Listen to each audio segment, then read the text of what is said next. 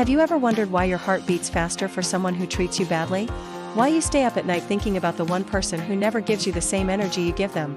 Why do we chase the unavailable, the toxic, the ones who leave us feeling empty, and yet we still crave their love? The truth is, love isn't always logical. Sometimes, our hearts fall for people who are bad for us, and no matter how much pain they cause, walking away feels impossible. This isn't weakness. This is psychology. Today, we're going deep into why we love people who hurt us, why that love feels so addictive, and what it says about how our minds and hearts are wired.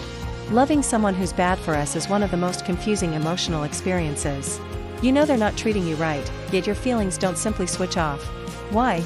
Because love is not just a choice, it's a chemical and emotional process deeply connected to your brain, your past experiences, and even your sense of self-worth. 1. The chemistry of pain and pleasure. When you're attracted to someone, your brain releases dopamine, the pleasure chemical. But in toxic relationships, this reward system becomes unpredictable. Sometimes they love you, sometimes they don't. This hot and cold dynamic mimics gambling addiction. You never know when you win their affection, so your brain keeps chasing it. It's not love you're addicted to, it's the emotional roller coaster. 2. Childhood attachment patterns. Many of us unconsciously recreate familiar emotional dynamics from childhood. If love felt inconsistent when you were young, if you had to fight for attention, if affection was unpredictable, your brain learned to associate love with struggle.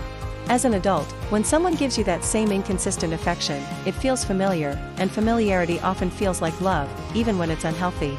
3. The illusion of change. We often hold on to people who are bad for us because we believe our love can change them. If I love them enough, they'll be different. This belief gives us a sense of purpose, but it keeps us trapped. We fall in love not just with who they are, but with who we hope they could become, yet that version often never arrives. 4. Low self-worth and the need for validation. Sometimes, we accept bad treatment because deep down, we feel we don't deserve better. We start thinking, maybe this is the best I can get.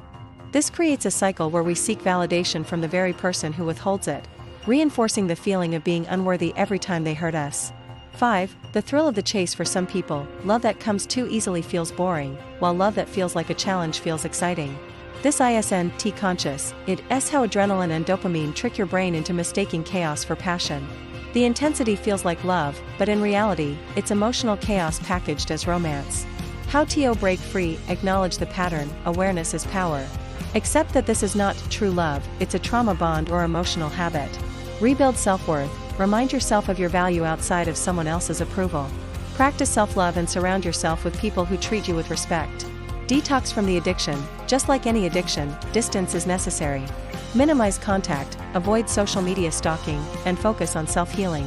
Redefine love. Learn what healthy love looks like: respect, consistency, emotional safety. When you know better, you choose better. Loving someone who's bad for you doesn't mean you re-broken, it means you re-human. Our hearts crave connection, even when it hurts. But love should build you, not break you. It should feel safe, not anxious. Walking away from someone who's bad for you isn't a loss, it's the greatest act of self-love you can ever give yourself. Because when you let go of what hurts, you make room for the love you truly deserve.